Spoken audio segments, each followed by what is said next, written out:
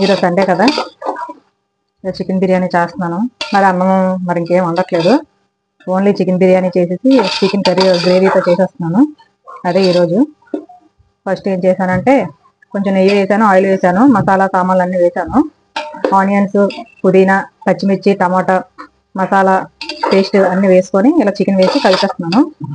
నేనైతే ఇలా కారం వేయాలనుకోవట్లేదు, ఎందుకంటే పచ్చిమిర్చి చాలా ఘాటుగా ఉంది, అదే ఎక్కువ వేసాను పచ్చిమిర్చి పేస్ట్ కూడాను, అందుకని కారం వేయాలనుకోవట్లేదు. ఇప్పుడు ఇలా మూత పెట్టేసుకుందాం. ఇప్పుడు చూద్దాం ఎంతవరకు ఇదయ్యిందో. చూడండి, వాటర్ వేసుకుందాం. ఒక గ్లాస్కి 2 గ్లాసులు వాటర్లా వేసుకోవాలన్నమాట. నేనైతే మాత్రం ధాన్యం బియ్యమే తీసుకున్నానండి. అయితే నేను దానికి కొంచెం వాటర్ తగ్గించుకోవాలి, ఎందుకంటే ధాన్యం బియ్యం కాబట్టి కొంచెం మెత్తగానే ఉంటుంది. సోనా మసూర్కి అయితే ఎగ్జాక్ట్గా 1కి 2 గ్లాసెస్లో అలా వేసుకుంటే సరిపోతుంది.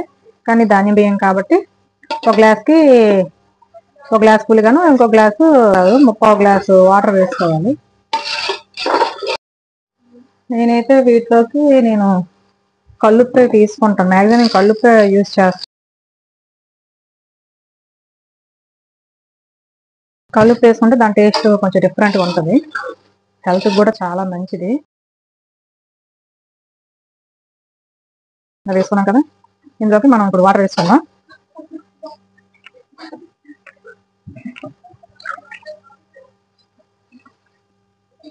ఈ విధంగా కలుపుకొని పక్కన పెట్టేసుకుందాం. దీన్ని మనం ఇంకొక పక్క కర్రీకి రెడీ చేద్దాం. ఇప్పుడు ఈ విధంగా వేసుకున్నాం కదా, ఇప్పుడు మూత పెట్టేద్దాం. ఇప్పుడు మనం దీని బిర్యానీ పెట్టుకున్నాం, ఇందులో మనం కర్రీ రెడీ చేసుకుందాం. బిర్యానీలో గ్రేవీకి కళాయి పెట్టుకొని ఇప్పుడు కొంచెం ఆయిల్ వేసుకుందాం. ఇప్పుడు మనం ఇది కొంచెం మధ్యాహ్నం వరకు వేపుకుందాం. ఇలా వేగిన తర్వాత ఇందులోకి కొంచెం అల్లం వెల్లుల్లి పేస్ట్ వేసుకుందాం.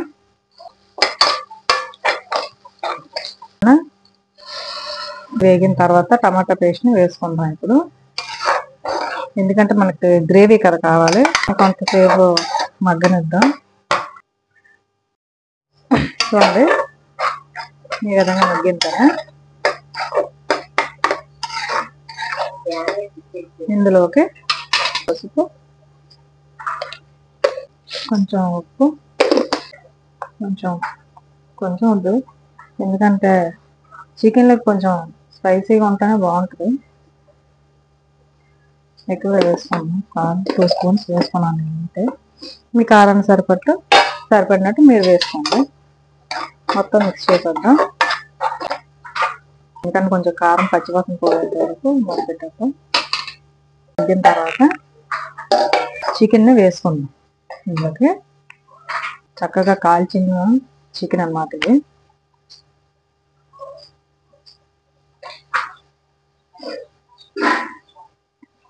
నాటుకోడిని కాల్పించుకుంటే చాలా బాగుంటుందండి.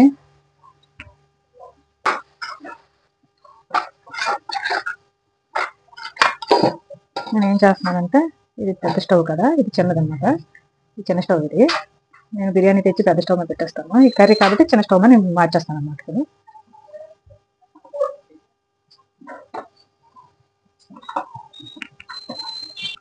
ఇది పెట్టేస్తాను అనమాట.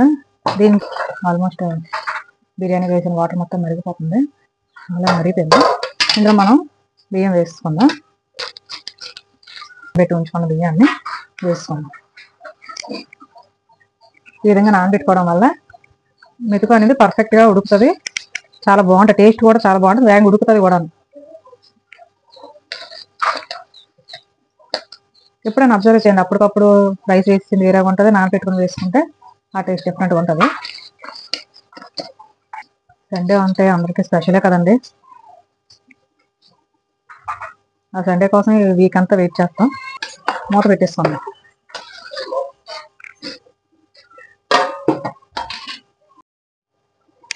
ఇలా ఒక పక్క చికెన్, ఒక పక్క బిర్యానీ అవుతుంది. ఈ విధంగా మసాలా పట్టింది కదా, దీనికి మనం వీటిలో వాటర్ వేసుకుందాం. ఎందుకంటే చికెన్ ఉడకాలి కదా, అక్కడే నాటుకోడి. నార్మల్ బాయిలర్ చికెన్ అయితే అది వేగంగా ఉడికిపోతుంది, కానీ నాటుకోడు కదా, ఉడకడానికి టైం పడుతుంది. చాలా మగ్గనిద్దాం. చూడండి బిర్యానీ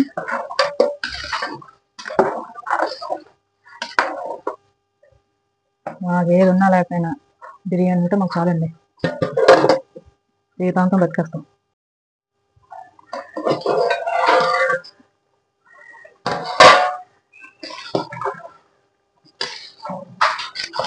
ఇది అలాగా నీరు పీల్చుకుంటుంది. ఇప్పుడు ఏం చేయాలంటే, ఇప్పుడు దీనికి పెద్ద స్టవ్ అవసరం లేదు, ఇప్పుడు దీన్ని చిన్న స్టవ్ మీదకి పెట్టేసుకుంటాం. ఎందుకంటే ఇది అలా దమ్ పట్టించాలి కదా, దీనికి దమ్ పట్టిస్తే బాగా ఉడుకుతుంది అనమాట. 1 మినిట్ నుంచి దాన్ని చిన్న స్టవ్ మీద మార్చుకుందాం. ఈలో ఈ కర్రీ ఏమైందో చూద్దాం. ఓకే, ఇది కూడా ఉడుకుతుంది. యాక్చువల్ చికెన్ అనేది ఇంట్లో ఎవరికి సరిపోదు, అందుకనే క్యాలీఫ్లవర్స్ కూడా ఎక్స్ట్రా వేస్తున్నాను. ఇంకేం కర్రీ అందరికీ సరిపోదు, ఇది చాలా తక్కువ ఉంది. సో ఎప్పుడైనా చికెన్ అది తక్కువ ఉన్నప్పుడు పొటాటో కానీ ఇలా క్యాలీఫ్లవర్స్ కానీ ఏమైనా ఉంటే వేసుకుంటే బాగుంటుంది, కర్రీ ఎక్కువ కనిపిస్తుంది అన్నమాట. సరే,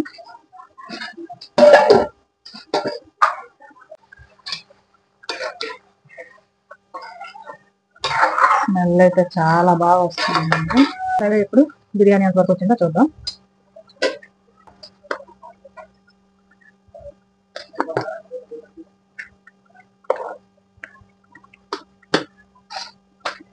ఇంకా తడిగా ఉంది, ఒక 2 మినిట్స్ చేసుకుంటే అయిపోతుంది. మాత్రం టేస్ట్ కోసం అని చెప్పి కొంచెం కొంచెం ఉడుకుతున్నప్పుడే తినేస్తుంటాను. అంటే ఉప్పు సరిపోయిందా, కారం సరిపోయిందా అని చెప్పేసి సగం ఉడుకుతున్నప్పుడే నేను తినేస్తాను.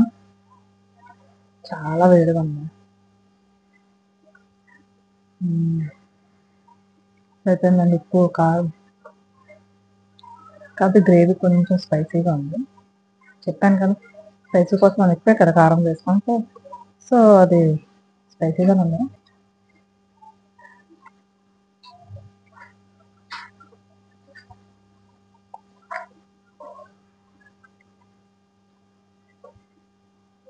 ఒక పక్క ఉడుకుతుందా, ఒక పక్క నేను తినేస్తున్నాను.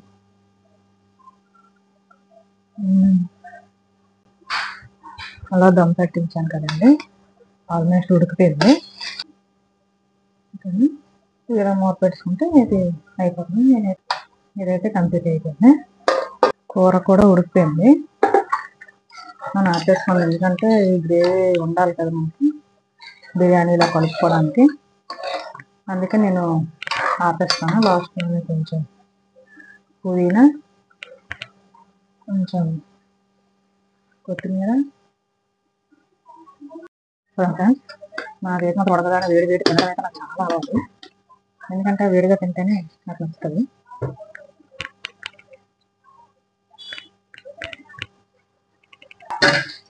అలా పొగలు కప్పుతుంది కూర. నేనైతే పీసెస్ వేసుకోను, ఓన్లీ క్యాలీఫ్లవర్ వేసుకుంటున్నాను.